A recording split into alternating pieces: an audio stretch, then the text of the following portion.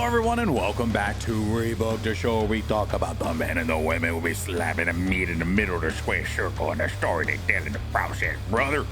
I'm, of course, you got GB, you have Matt, you also have Jake, and today we are going to be talking about all the things happening in WWE because Are you okay? Yeah, are you good, Matt? You okay, just Matt? What's going stuck on in this there? position for a long time. Oh no, we lost I him. wanted to see how close to freezing I looked like. I was pretty good. Anyway, We'll was clip it pretty out for the good. thumbnail and we'll put it up there. All right, guys. It's a big weekend, unexpectedly, because, preview week continues. Preview week continues. Even though this one, admittedly, is a little bit smaller to me, at least. There's some things that are happening that are going to be interesting, but for the most part, it's going to be kind of like, we'll see. We'll get to that in a little bit. Of course, we're talking about Saturday night's main event, but since, we don't want to waste any time, let's just go ahead and jump right into the conversation about what's been happening, because there's one big storyline in WWE that's been overtaking everything. And actually, I mean, rephrase that. Before we do that, do want to emphasize we're not going to talk about Money in the Bank this week because there's not a lot of wrestlers like that are in. I think right now we just have Roxanne Perez and Rhea Ripley on the women's side, and I don't even know if they've done anything on the men's side yet. Just Solo. Just Solo. Okay, so Solo's in. So we don't have much. So when we get more and we start to see more of these results come in, and it'll give us a better picture of where the potential story is going, we'll go ahead and dive into it and talk about it then. But of course, let us know who you think is going to end up in a Money in the Bank match. A lot of options. But there is one big storyline in WWE that has kind of been developing that's been very interesting since WrestleMania, the formation of this new dangerous alliance with the youthful Paul E. Dangerously, aka Paul Heyman, with Seth Rollins and Braun Breaker. And the reason why I wanted to talk about this in particular was because on Monday Night Raw there were two really, really good story segments. And the first one was Seth Rollins talking to Logan Paul. Now, typically, I don't care much for Logan Paul's existence, but this was interesting because Logan Paul is going to be facing off against Jey Uso for the world title at Main Event. And Seth Rollins laid out this plan for what would happen if Logan were to win, and how Seth essentially is saying, I got next, Jake. Like, I'm after Gunther, I got next. So we know what the plan, we know that he wants the World Heavyweight Championship. And he doesn't care who has it, but is there something else afoot here? Is Logan Paul perhaps in this? Is Gunther in this? Where's your thought process? I don't think either one of them are. I still think that there's obviously someone we don't know about, but I don't think it's anybody involved right now. I think it's someone. It's got to be some kind of surprise. I don't think we're going to see some kind of turn or joining of forces. Gunther's not the kind of guy to do that. He's not a follower, so he's not going to join. Logan Paul's not either. So it doesn't seem like they're going to be involved at all.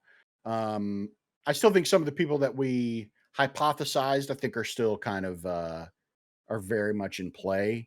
Question: Do we see this possible third or fourth, however you want to look at it, show up at Saturday night's main event in that tag match? That's what I'm thinking. I would have. Is it too early, or you think that's a good moment for it? I mean, it might depend on who it is. Just because this is this is the one that's on network television. So I think, I don't know, part of me says, hey, send him out there. Let this new guy, if it is a new guy, some like a younger guy, send him out there. Let's see what kind of pop or reaction he gets. And we get a lot of eyes on him, see how he holds up under the pressure, something like that. I could see that happening then. But I feel, everyone I think is just kind of waiting to see, like there's something we don't know to this story. Yeah. There's something that we don't know, because if he's talking about a plan, you have to imagine that there's another person who fits into this plan. So there are obviously things that we are not privy to as the audience.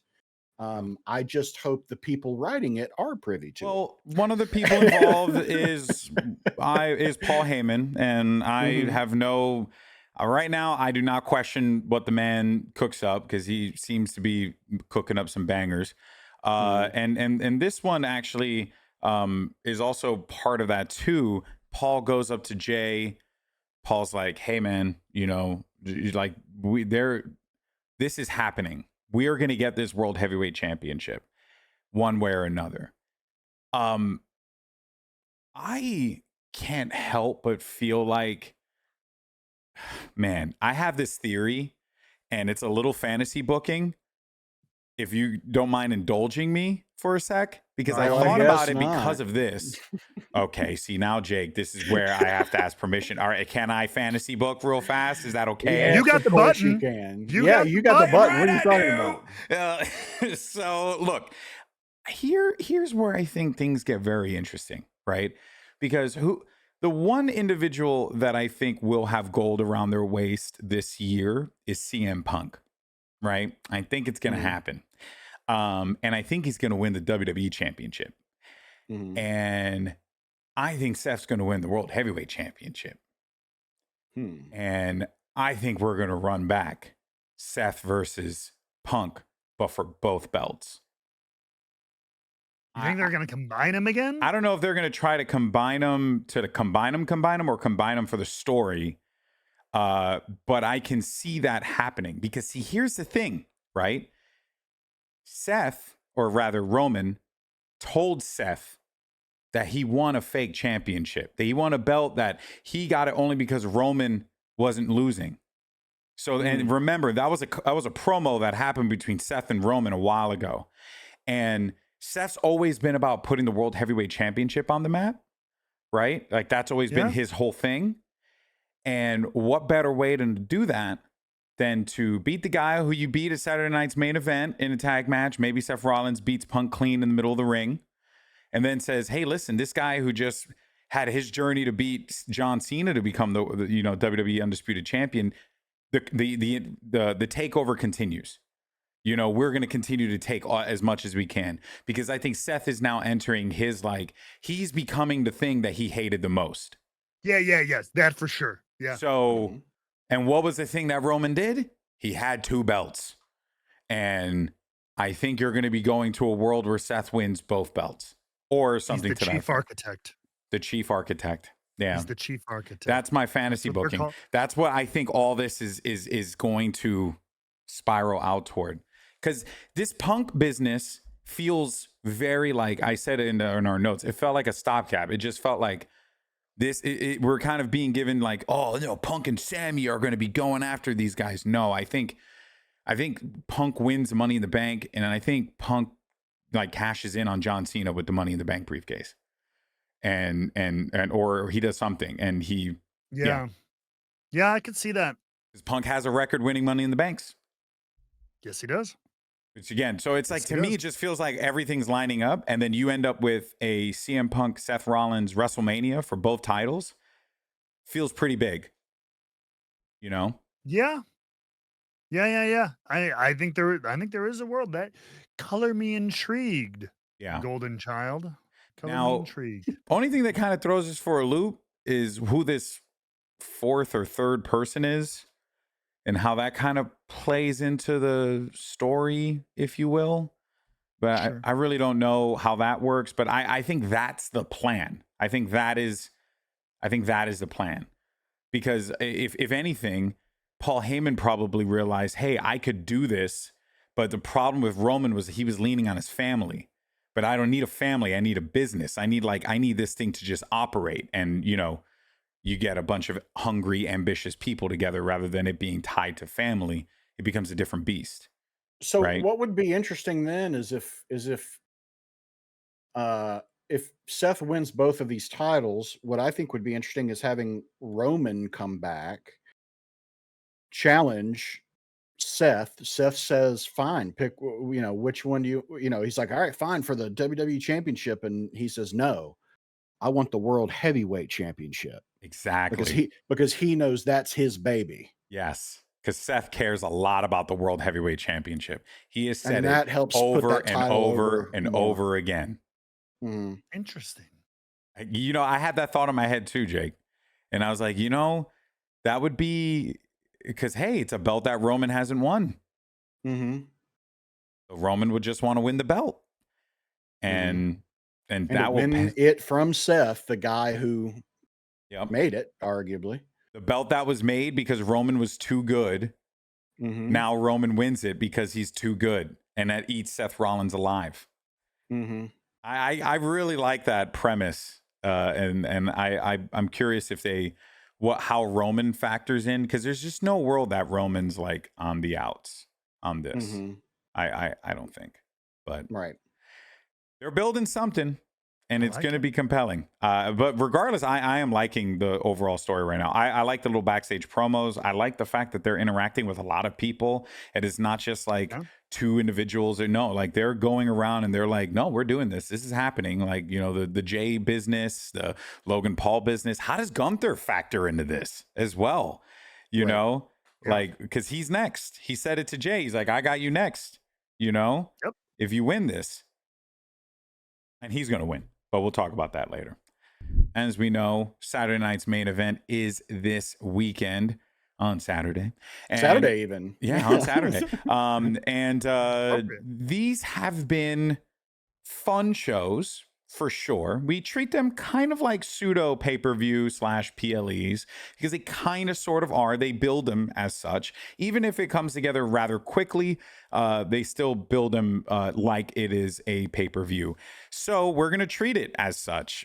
We have the match graphics and everything like that. So yeah, let's just go ahead and dive right into this and talk about what we're going to be expecting here. Let me go ahead and pull this up. But yeah, I mean, we have a really, really a fun show lined up. We have a few big matches, and we'll start with one match. I think one more match is going to get announced, but we'll see. Jury's still out on that. Two. Yeah. There's probably going to be, if I had to imagine, a women's title match of some kind, I think is going to manifest itself. Because there is no women's match on the card at all. So expect a women's match. Anyway, let's start with our first one. And this one is just, you know, it's a different one, or not a different one. They've done this already, but this time it's Drew McIntyre versus Damian Priest in a cage. They really don't like each other, and they want to fight each other in a cage now. And that is their whole gimmick. I'm excited just because these two guys are great. I enjoyed the match at WrestleMania. It was actually quite fun. They put on one hell of a show for how little attention was put to that story. I thought they did a bang up job with it. Who the hell wins though? Both men kind of need the win. Yeah. For their Who won at characters. Mania again? Drew won, right? Drew, yeah. I think I think this is a 50-50. I think they go. I don't know where either one of them goes after this. I think they're done for sure. Yeah. I think this is their blow off. If so they're I think done, either then Drew needs to win, I think. Like to make it, to put a bow on it. I don't know. Yeah, because he's such a vindictive heel, like he wouldn't let it go if he didn't. But at the same time, I don't know. My old head goes like the 50-50. They gave it him to Mania. Right. The good guy gets to put the button on the feud, and then they both move on. Yeah. That is, I don't know what story wise, but like there's just part of me has that gut feeling. I think they both need to go on to different things though. Yeah. But They need to get out of each other's orbit. But I will Yep. say that I do want to give both of them a lot of credit, man, because I feel like this just got so thrown together and they just needed to make it work. And if you want to talk about two men who just know how to make shit work, it is Damian they really Priest and did. Drew McIntyre, man. I don't want anyone ever questioning how good they are at being able to be flexible. Because this story, this like matchup it's basically not beat for beat, obviously. But it's very reminiscent of what Drew just went through with Punk. Very reminiscent, you know. But the difference there was that Punk won the feud. and Drew lost. So maybe this time around, Drew gets himself a win. Like, you said, Jake, that just feels like it makes, it sucks for Damian Priest, but I think they got to figure out what to do with him. I don't know. I don't know where he stands right now, but yeah, we'll see. Yeah. So there you have it. Okay. So, Damian Priest, Drew McIntyre, we all three agree that it will be Drew McIntyre. We'll do the tag match, just because I think that would be a little bit more prudent here. So yeah. This graphic got cut off. We have Seth Rollins, Braun Breaker, CM Punk versus Sami Zayn. Hodgepodge, interesting storylines leading into this. Matt, where's your heart telling you? My gut is telling me that this new faction's on a roll. The heat is on them. Keep them moving. They're aligned. Punk and Sammy are loosely aligned. They just have similar enemies. So I feel like I feel like keep the heat rolling on this new badass faction. You know what I mean? Let them run roughshod a little bit. And I think they'll get their comeuppance eventually. I just don't think it's yet. Yeah. Yeah. So it's going to be bad guys over. Jake? I think so. Yeah, I think so too. And I don't know that it's happening 100% with us seeing who this new member is, but I would keep an eye there's out. There's that too. I would definitely keep an eye out for that. Yeah, we definitely should be expecting someone to come into this somehow, some way, and cause a problem. Maybe that kind of manifests itself on SmackDown a little bit, but I don't know. This is definitely more of a Raw feud, so I don't really see that happening. Because there's more work to be done for another big match that is on the card. It's been okay, but it's also been a little confusing, and this is the R-Truth John Cena match. So we're all, and before we move forward, we're all in agreement. It is Seth and Braun for the tag. So let's go ahead into this one then. Jake, I know that this is a non-title match, but man, part of me feels like it should have been a title match. I don't know why. Is it non-title? Non-title. It's not a title match, which makes me wonder if R-Truth wins. Yeah, that's very intriguing. And I did not. I assume now you're making me second guess this. Yeah, I still don't think they have John Cena lose while he's on this title run.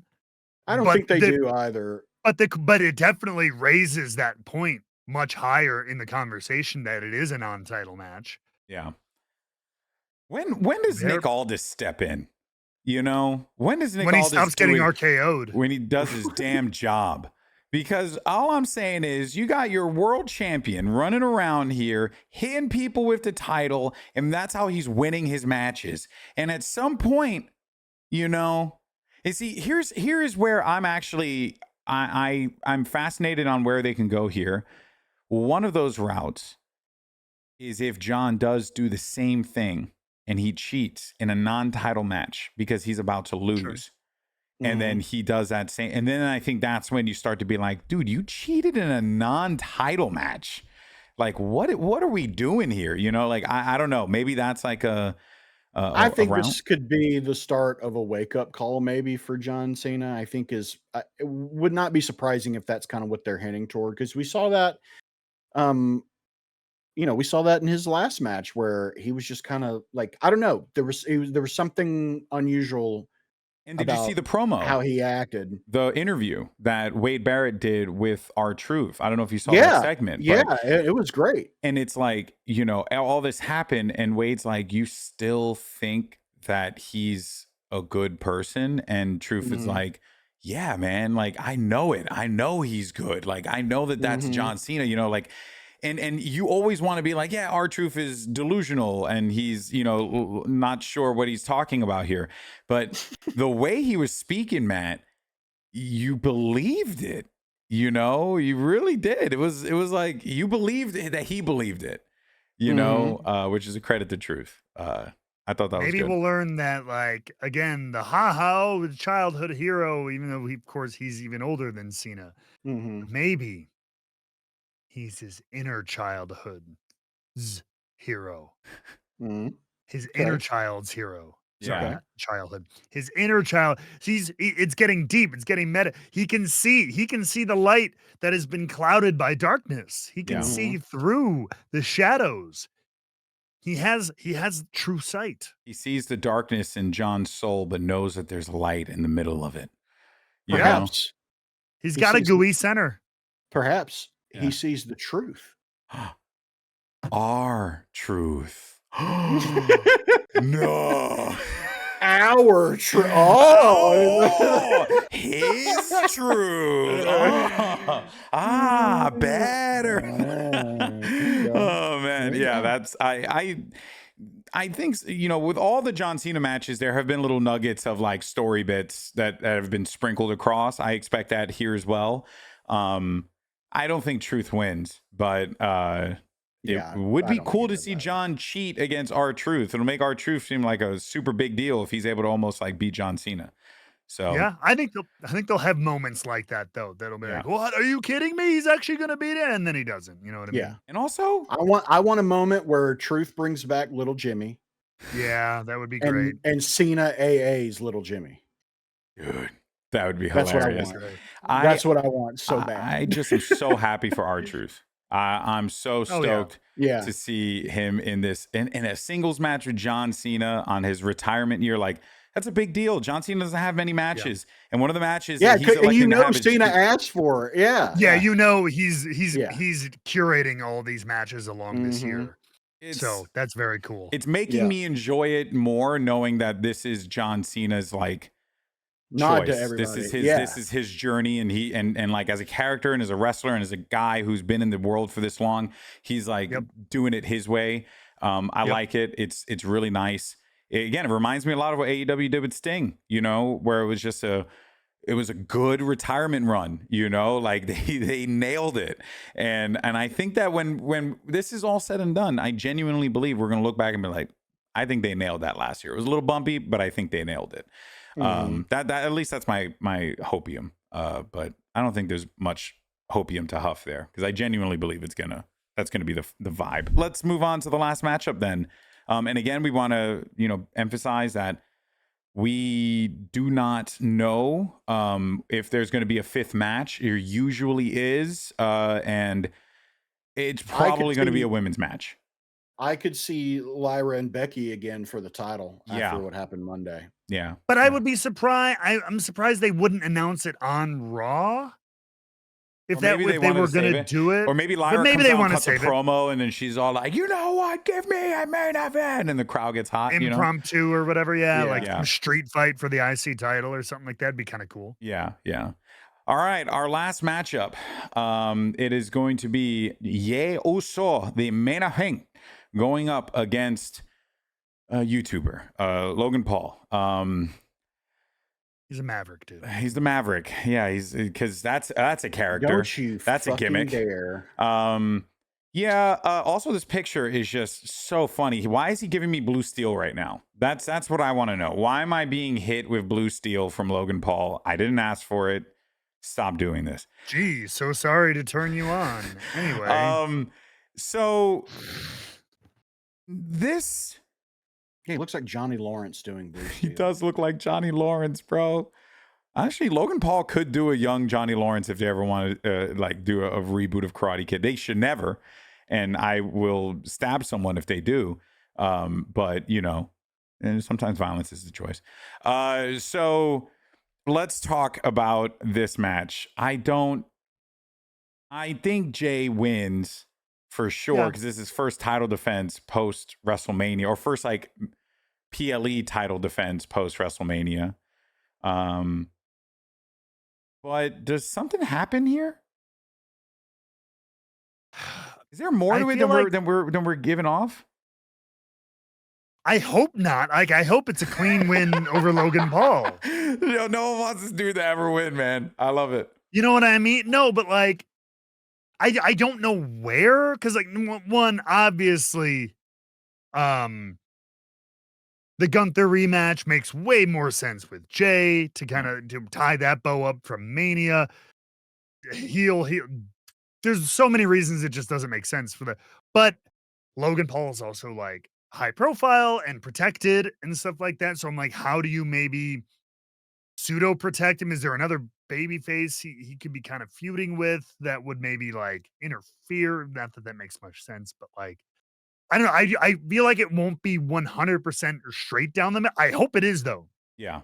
I hope they have a good match, but I hope it just further establishes, nope, Jay can beat people clean and simple, super kick, splash, middle of the ring, even against a high profile. It doesn't have to be some kind of like, oh, a contender from the mid card. You know what I mean? Like they want to establish him as that main event. He should be able to do that. Yeah. Yeah. I'm a little worried about this match. I'll be honest. You know, I like Jey Uso, big Jey Uso fan, but he's not like Mr. Technical in the ring, you know? True. So you're going to get a really like straightforward super kick, couple splashes, you know, and again, nothing wrong with that. I have, because at the end of the day, Jey Uso is over like Rover. Like everyone loves him. He is huge. You're good, right? Yeah. But where I get worried is because I know that Logan Paul doesn't know how to wrestle. And that's what worries me because I'm not even trying to be a dick. Maybe I am, but you know, I go back to that match he had with Rey Mysterio and it was rough. It was really bad. He could not keep up with him like at all. And then the match ended up getting slowed down and you were seeing it happen in real time. And I'm not one that likes to criticize this, but it's like, man, it feels a little irresponsible to take a guy who just does moves really good and is really athletic and then put him on like Saturday nights. Like it works fine for a Saudi show because like who cares about that? But like for this main event show, it just, I don't know. I'm not looking forward to the match because Logan Paul just isn't like a particularly compelling professional wrestler. He's a good athlete who does moves very well, but you want him to like chain wrestle or do a little bit more in the ring, you know, like he just doesn't. Well, I mean, doesn't Jey do that. Uso's not going to do that. And Jey Uso doesn't do that either. So maybe you end up with something a little bit, you know, more bare bones in this situation. And maybe that's not a bad thing. You know, maybe that could end up being beneficial for them. I will say this, the risk, which is kind of thing what you're getting to without like saying it this way. You have two people, different ends of the spectrum. Obviously, Jay, I think, is a much better wrestler overall, just a full spectrum. Mm-hmm. But they're also just two guys who have been, generally speaking, outside of some exceptions, I think, led to very good singles matches in main event scenarios by really established top main event talent. So now you're putting those two against two guys who generally do better when they are anchored by a very well-established main event guy, like a Roman Reigns, like a Seth Rollins, whatever. And now you're putting them out there on their own. Yeah. And how are they gonna put a main event together on their own? That's where it could work. It could work. They could have really good chemistry. I don't want them to have a bad match. But there's a lot of question marks over it. I want to be very clear here. I never want to see wrestlers, you know, like struggle or nothing bad at all. I have seen this guy's matches. That Rey Mysterio one literally is just like right here at the top of my head. The one that happened not after he lost the belt. This one was like not that long ago. And that's when it kind of dawned on me when I was like, oh, he's really good at doing like moves, but you want him to like do something in the ring or like have timing, and it doesn't really seem to match up unless I'm losing my mind and I'm seeing something else. I don't know. My point is like it's the pendulum has swung. He's had bangers. I don't like him. I freaking hate him too. But he's had very good matches. He has. His match with Roman was very good. Yeah. He had Roman. Who's very good. And anchoring that and like, hey, here's how we're gonna do it. We're gonna lay it out like this and stuff like that. That's my point. And I think also to the Jey Uso Jimmy Uso match at WrestleMania and how that one was like really rough. Yeah. Again, Jay is also a guy who's good, who's very talented, and in the tag team, got it. But as a singles, I think he's needed a really strong veteran carry. Not carry. That's not the right word, but to A dance partner. work. Yeah, to kind of anchor it and really be that bedrock. And so now he's got to be that for other people, and that's a tough responsibility. But hey, I want to, give Jey Uso the benefit of the doubt. He's in this position for a reason, right? So, it should be an entertaining match at the very least, right? It's a sink or swim moment. I mean, A little bit. you're champion, so you got to have them. You got to have these moments. You got to come through with them. Whether we can sit here and debate, whether or not it's going to be like he has to come through. You're the champion. You've got to be that guy now. So, I don't think there's any choice. It's got to be an entertaining match, and they got to figure out a way to make it work. Yeah. They do. Who do we think wins? Jey? I'm taking Jey. Yeah, for sure. Still holding on to Jey. I think that it would be, it honestly would be silly to give Logan Paul the World Heavyweight Championship. Like on a Saturday night's main event randomly after like Backlash. Yeah, it'd be you're only doing that because that it's Logan Paul. He's got a TV show now and stuff like that. And I mean, I think if you give the belt to him, you kind of prove Kenny Omega's point right. That's how I feel right now, at least. And give him a little while. I could see Logan Paul becoming like a really good wrestler. Like, I want to be very clear. I do not like the guy. I as we have already said multiple times, like as a person, I'm not a fan of his. But I can see him becoming a great professional wrestler if putting in that time into it, because he's got the natural ability already, and that's a lot of it, He's got the ability, he's got the charisma, even though it's charisma that is anti for anything that I care for. But he's pretty solid. That promo he had with Rollins, I like believed it. I was like into it. I was like, okay, cool. Like, I like this. I like Logan Paul being more of a character in WWE rather than just being a YouTuber who does some matches sometimes. So yeah, but not now. God, no, please. I know you're going to do it eventually, Triple H. Just Saturday's not the night, No, it's not the night. All right, well, there you have it. Saturday night's main event in the books. Like we said, there might be one more match. It's probably going to be Lyra versus Becky. We'll see what happens there. And if it is Lyra versus Becky, I think finally Becky will win it. Or it's Bayley again. I don't know. Who knows? Yeah. We keep wondering when that's happening. But there's clear tensions that have been building there. So there you have it. Let us know what you think in the comments down below. Who you think's winning Saturday night's main event? Who you think's winning the main event? Give us your predictions. We'd love to hear from you. That takes us to the end of our show. And we usually don't have a segment for the end of the show. We still don't really have a segment.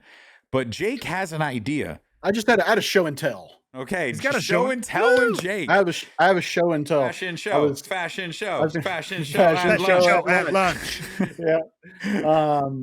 No, I just was randomly going through some things in my apartment over the weekend and found something that I forgot that I had that I wanted to show the two of you. It is, I guess you can call it wrestling memorabilia. Okay. But 10 years ago, I was at a Bevmo buying alcohol. Okay. Yeah. And Bevmo, famously known for beverages and more. Yes. Correct. Yes. And a lovely lady was there selling this.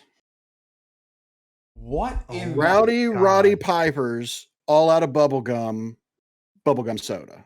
But wait, if he's all out of bubblegum, where did the bubblegum for the soda come in? It's all in the soda. It's all in the soda. Yeah. And it turned out that the woman I bought this from was Piper's daughter. No way. Teal?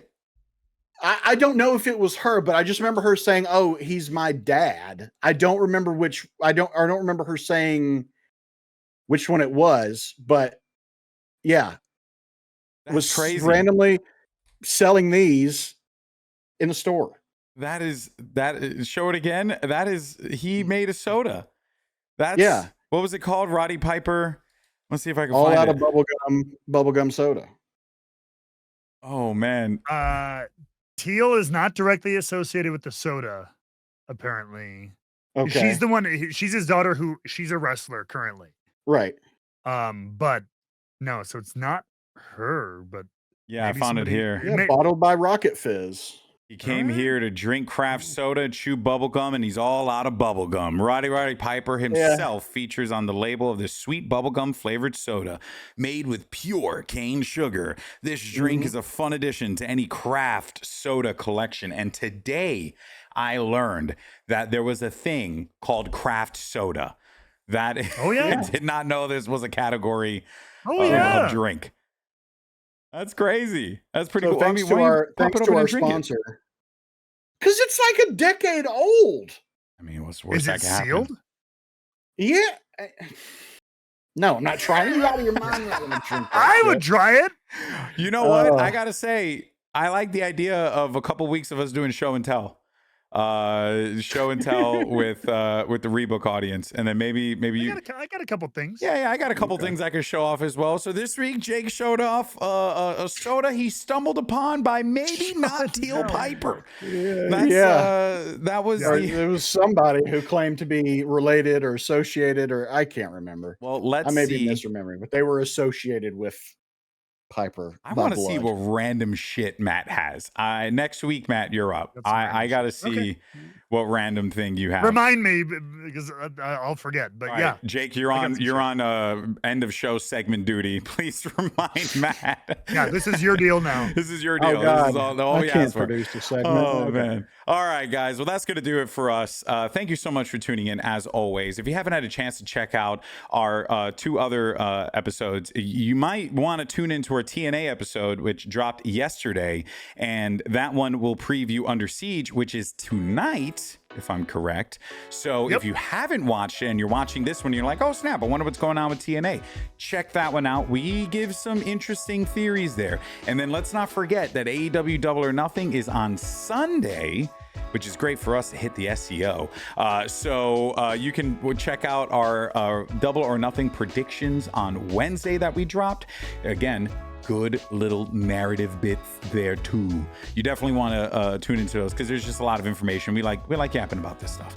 But yeah, fellas, that's going to do it for us this week. Thank you so much for tuning in. As always, if you happen to enjoy this video, you can go ahead, give it a like, subscribe as well. Join us on Discord. You can find the link down below. And most importantly, we will see you next week. Peace out, everyone. Later.